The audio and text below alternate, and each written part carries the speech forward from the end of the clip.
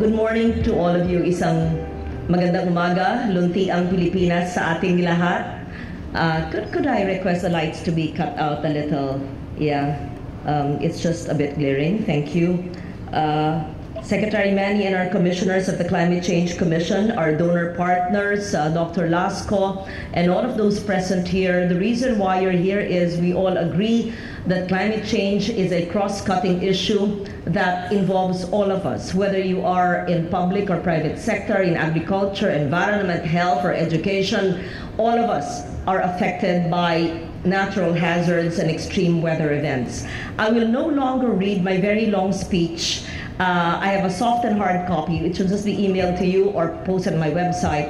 But what I would immediately want to tell all of you are basic bullet point outcomes of the recent COP23, so it's more updated. As you know, I headed the Philippine delegation along with various representatives from different agencies of government to the COP23 in Bonn. And first, I was appointed as National Adaptation Plan Champion along with the Undersecretary General of the United Nations who comes from Tonga, an island nation of less than 1 million people, and another representative of 100 million population. But whether you are 100 million or 1 million, the same hazards are confronted. Now, so many talks, so many meetings, so much negotiations, nothing is ever finished. Everything is a continuing dialogue. But what was really discussed in more than 2 weeks of talks and still continuing? First, the decision on pre-2020 implementation and ambition to convene a stocktake on the pre-2020 implementation and ambition at COP24, which is next year in December, recognizing the commitment undertaken by developed country parties to a goal of mobilizing jointly $100 billion annually by 2020. We all know that there has been a commitment to set up the Green Climate Fund, which is already existing, headed by Executive Director Ambassador Bamsi, who is also there, and we had a forum on climate finance. But as I very candidly told them, it is important that the funds are not just there, but we simplify and regularize and create a higher level of awareness and shepherding of the process of access to these funds. We have the Adaptation Fund, we have the Green Climate Fund, we even have our own local People Survival Fund, but all these funds will be to naught if we do not simplify. First, if we don't inform the vulnerable communities that need to access these funds, and second, if we do not simplify the access to these funds. And I candidly told them during our China Pavilion meeting on climate finance that the Philippines is taking so long in getting its accreditation of the Land Bank as an NIE, and not a single project has been probably applied for and much less access. And so it is a challenge for developing nations like ours and a challenge for institutions to be able to roll out their funds and to make the needy and the vulnerable access it. Second, the organization of the Fiji Expert Dialogue to explore a wide range of views on ways for facilitating the mobilization and securing of expertise and enhancement of support, including finance, technology, and capacity building for averting, minimizing, and addressing loss and damage associated with the adverse effects of climate change, including extreme weather events, and the slow onset event in conjunction with the 48 sections of the subsidiary bodies from April to May 2018. A lot of buzzwords, but all it says that the issue of loss and damage must be addressed.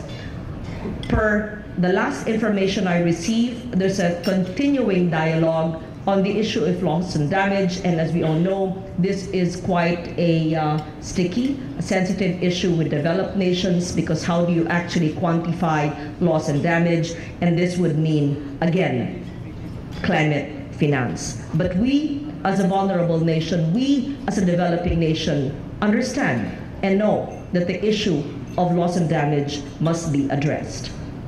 Third, local communities and indigenous peoples platform.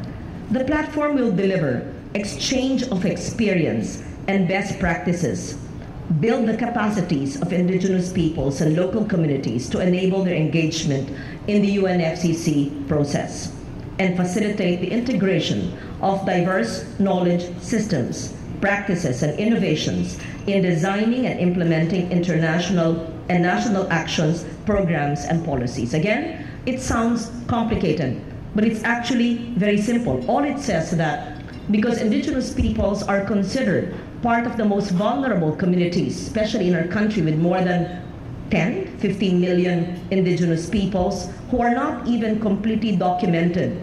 So it is important that we know where they are, and that's where the PSA comes in. And second, that the NCCAP, the National Commission on Indigenous Peoples, and the Climate Change Commission and other agencies of government work together so that we build capacity so that they are more resilient to their vulnerabilities and the natural hazards which come their way. Most of them are in the mountains, and their ancestral domain have been either converted or taken away from them. Those living in the mangrove areas or by the coastlines are also sometimes deprived because of modernization, globalization, modernity, development. But it is important that the rights are protected, their indigenous knowledge are remembered and enhanced and utilized. And that is the reason why I've initiated the documentation of indigenous knowledge in agriculture and environment, starting with the Cordillera. And I hope that the Climate Change Commission should do this in every region, province, where there is a state university or college, or even a private educational institution, so that when there are indigenous peoples, we can help document their indigenous knowledge to be able to not only help themselves, so that we can also learn from that.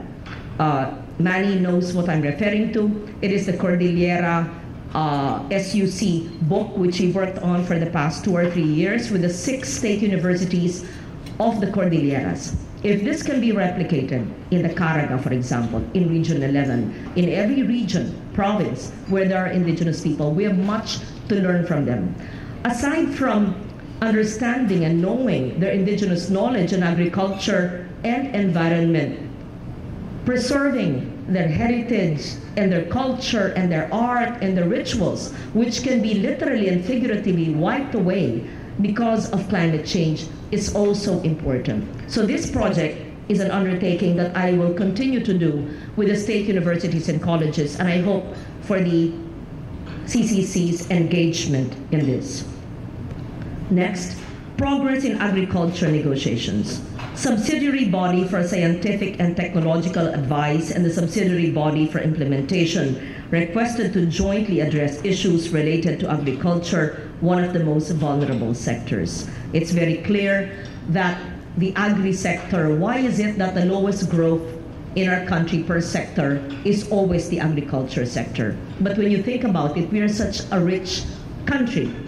We have so much land to plant on, and indeed so much biodiversity.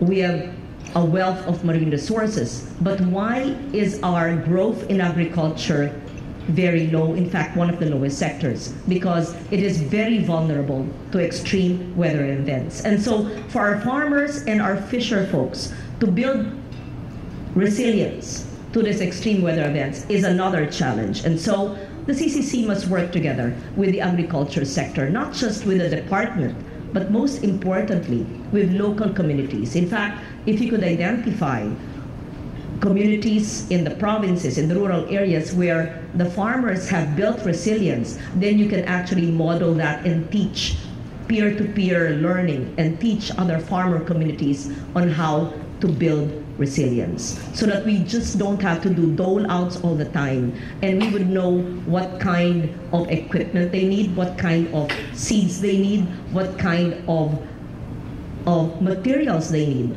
what kind of training, what kind of warning. We make sure that early warning systems actually reach them at the proper time. Whenever there are strong typhoons and we hear the news and we see ilang taong namatay, then you actually analyze and find out sino ang namatay. Pumalaot ang mga mangingisda. Bakit? Hindi akalain ganun kalaki ang alon o ganun kabilis yung bagyo. It is because of the lack of awareness, ignorance, or the lack of communication of early warning systems which have been developed by Pag-asa DOST, but they have not reached their publics or the targets who need to be aware of these. And so we see here how science should work for the vulnerable populations, especially the agriculture sector.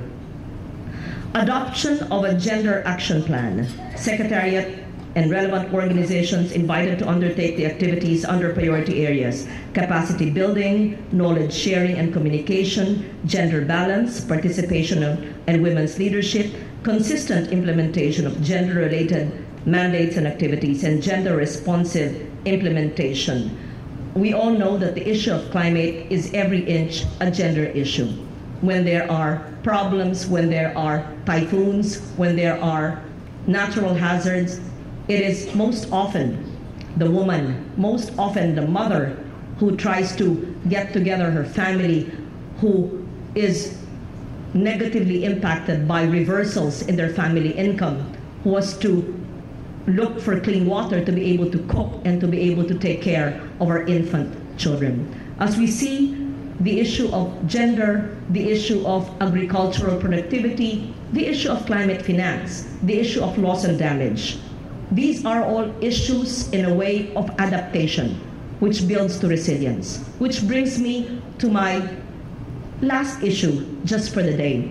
We should make adaptation a way of life for all of us. And this, I am requesting CCC to hold an adaptation summit and to go on the ground and to make sure that national agencies, region, and local governments understand and implement adaptation. Because if we are able to do this, we're able to build capacity and improve resilience and perhaps downscale and limit the natural hazard or the impact of natural hazards on local vulnerable communities. What do I mean? Just offhand, what were the outputs of the adaptation training workshop you had with the UNFCCC adaptation group? I wish I could call the Climate Change Commission staff who are here today. Would our commissioners be able to come to the floor and tell us what are the top 10 adaptation outputs of the workshop? But never mind if I might embarrass you and you're not able to answer, right? So, oh, I'm not following my slides. Do I have slides? First, what are the important adaptation guidelines that we must do? Simple. Water catchment. That's a no-brainer. It's been there as a law since 1989. Droughts happen, and rainwater is free. So why don't we harvest it? So rainwater collector, catchment, whichever we call it. In our homes, in our communities, big time, small time, with engineering wonders, or simply done by a simple home. Rooftop gardens, or even urban gardens for sustainable living. Eat what you plant and plant what you eat, which is exactly what I do. The construction of roads must have trenches and ditches for obvious reasons. Canals which are well constructed so that the water is not wasted. And these trenches should actually go supposedly to underwater cisterns, so you also gather the water. The planting of mangroves, which is done by the National Greening Program of the DNR, I hope that's effective, and I hope that the right kind of mangroves to combine with seagrass bed and all others are actually adequately studied. The importance also of seed banks to make sure also that our trees and all our plant species are not lost when there are typhoons and other hazards, and we retain seeds in every area so that the indigenous trees and plants and herbs are protected and are preserved as well. And very important that we really improve and institutionalize the early warning systems. I keep on saying this because when Ginsaugon happened more than 10 years ago, if there was an early warning system that reached the school building that perished in the mudslide, the children of St. Bernard and the teachers would not have perished. And so an early warning system, whether it's high-tech, through technology, or by word of mouth, or by red flags, as they do in Bangladesh, or by bells or chimes, in whichever language, manner, or form, they're so important that early warning systems are institutionalized because we have the science and the technology, but if it is not communicated in the language and in the manner that people understand, then lives and livelihoods will be lost. So I've said so much, comprising outputs of 5 days in COP and the continuing dialogue that will ensue after Bonn. The job of the CCC, my baby, is to be able to implement all of these in our local language, not just in summits or meetings. In fact, let's veer away from five-star hotels that use too much air conditioner and is too expensive to rent. Let's do it in universities. We could have done this in UP Los Baños Auditorium. It could have been in the University of the Philippines, Diliman. Let's go local. Let's do it in DepEd high schools and elementary schools, in gymnasiums, so that we capture the interest and the attendance of children. Get teachers so that our teachers are able to understand what we're talking about. Hindi tayo ng tayo rin. And so I would encourage the CCCOM in future events to please localize your venues, less expense, and that goes for every government agency. We just love holding it in five-star hotels. Sorry, five-star hotel, you're gonna lose your business with me, because we really have to localize our areas and make sure we are more inclusive in our events. But I am happy to be here with you today and share with you the outputs of COP23. And next year, we will be very active in creating a greater level of awareness in operationalizing adaptation. Adaptation, all adaptation is local. Adaptation is a way to go towards building resilience. Adaptation should be mainstreamed in the national and subnational level.